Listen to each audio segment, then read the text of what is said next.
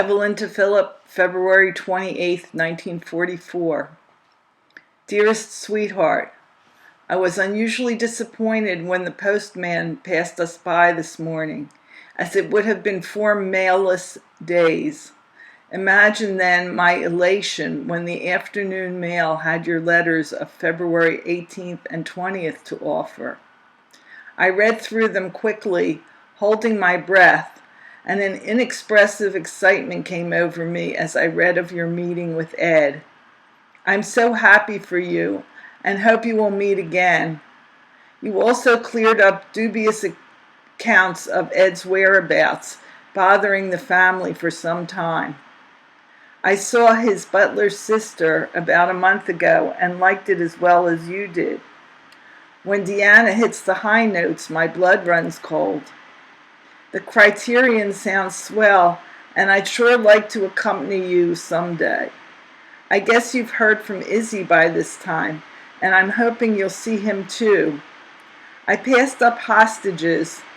It didn't appeal to me, and I'm glad I did. So you got a Valentine from Ruth. Uh-huh. Guess I forgot all about it. Or did I? I feel as you do about V-mail, baby. And I can hereby assure you that I'll never use it unless absolutely necessary. Page 2. I shall have the typewriter repaired shortly, and if I should type single space on the V-mail, I could say plenty, and I probably will. I'm invariably very tired and sleepy, and there is little time in the evening, after I've gotten Adele to sleep, to relax as you do, and just write my heart out. There are always interruptions, etc., and I lose my train of thought. I try to write most of your letters in the afternoon when Adele takes her nap, to get a head start. Please, sweetheart, don't be too critical of my mail, as I try very hard to do my best, and you can count on that. I didn't think you would approve of my going to Columbus, Ohio, and I can't say that I blame you. Yes, I'll wait till you come home, sweet. I have a box of Stevens chocolates on hand to start my next package, and will certainly include razor, double-edged blades. Anything else you'd like to include? I called Dot, and she'll be mailing out her package shortly. She also had a letter from you. Page 3. Adele looked positively luscious today. She always reminds me of a rosebud when she is wearing the pink sweater I made her. Her appetite has improved, and so has her talking. She calls Ruth Roof, says Jack, calls Goldie Dodie. She can't say G yet. She'll be really talking any day. She says many, many things that escape my mind at the moment. She likes to rifle pockets, any kind, anyone's. When she sees a hanky or a Kleenex, she says poo-poo, meaning to blow the nose. When I'm feeding her, she'll stop suddenly, give me her fingers, and smack her lips. She won't continue eating till I've kissed them. Same thing happens with her toes when I'm dressing her. She puts her arms in her armholes herself, and when I say feetsy, she picks up her foot so that I may put on her overalls. I still can't get over the way she says shish every time she has to go. She never fails to pat herself afterwards. One thing strikes me funny.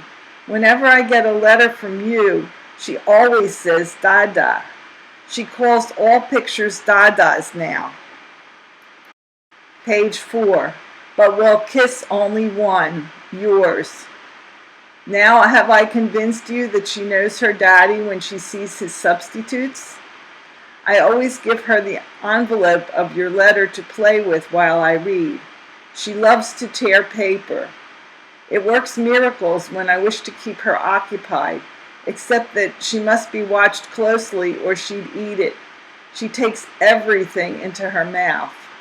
Her hair is getting curlier, and I have a hell of a time combing the back. It gets that tangled. Her hair is much longer, I think lighter in color, and her eyes look darker, more brownish black like mine. Her lashes never fail to attract attention. They are unusually long, curl just right, and are very flattering to her large dark eyes. That dimple in her chin is quite pronounced and also very flattering. Gosh, but she's a lovely child. Life is ironical at times. Here is your dream come true, and you can't see it personally. It kills me. So how must you feel? Harry is confident his will be just as nice. Several names they have mentioned for the newcomer. Goldie speaks mostly of girls' names. Detria, Donna, page 5.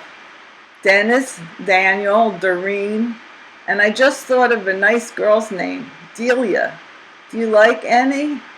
The second name will be with a J after your pop.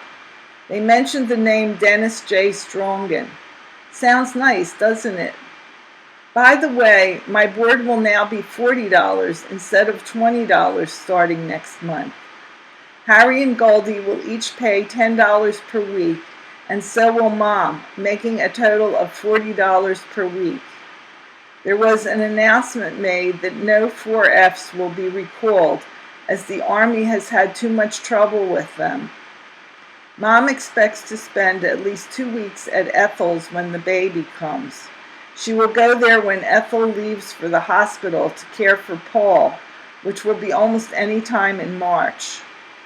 I washed the multicolored scarves I crocheted for our bedroom for the first time, and they washed nicely. I washed and pressed all day long. I'm listening with one ear to Guadalcanal Diary, which has just come on the radio, the Lux Theater. Phil, do you mind if I say your name? Page 6 again. It brings you close to me. Phil, darling. You are, according to the time, asleep at this moment. How I wish I could kiss the back of your neck to wake you. It's only a week to your 29th birthday, darling, and 1 month to my 22nd. It's going to be a year since our visit to Columbus. I was so terribly happy then, and want so to recapture that feeling. I adore you, my darling Phil. Here's 29 kisses for each year, and an extra special one for good luck. I wish I could deliver them personally, honey, and pray that I will on your next. Your Ev. Philip to Evelyn, February 28, 1944. Ev, darling, the fourth mailless day, and since the doings of the day were just as yesterday, and all the other days, I'm really at a loss for words. I might point out that tomorrow is Adele's 15th monthly birthday. Still don't know there's 12 months in a year, I guess. And I'll bet she is some girl by now. I can hardly wait till I see that Claire Pruitt picture you promised to have made this month. I'm hoping you'll surprise me with it as a birthday present.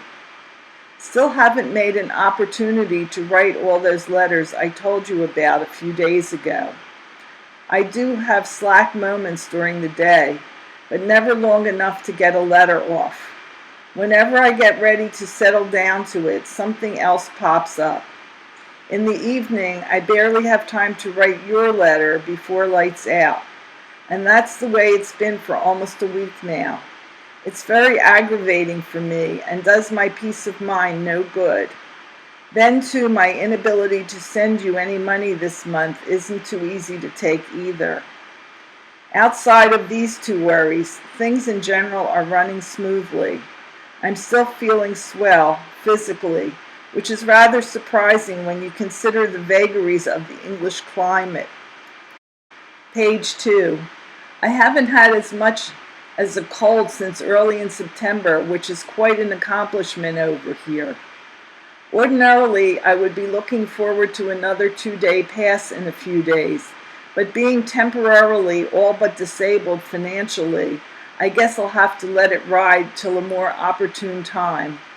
Speaking of finances, sweet, I was wondering just how we stand. I have only a vague notion as to the amount of our debts and savings. I would appreciate it if you would enlighten me. You must know that I give a great deal of thought to our post-war prospects, and the amount we can manage to save is going to be an essential factor in planning the immediate future once the war ends and I am free to return to you. Well, darling, I'm just about writ out again, but I promise you'll be getting some more longies as soon as your next batch of letter arrives. Kiss the pumpkin for me, give my love to all, and rest assured of the constant and everlasting love of your Phil.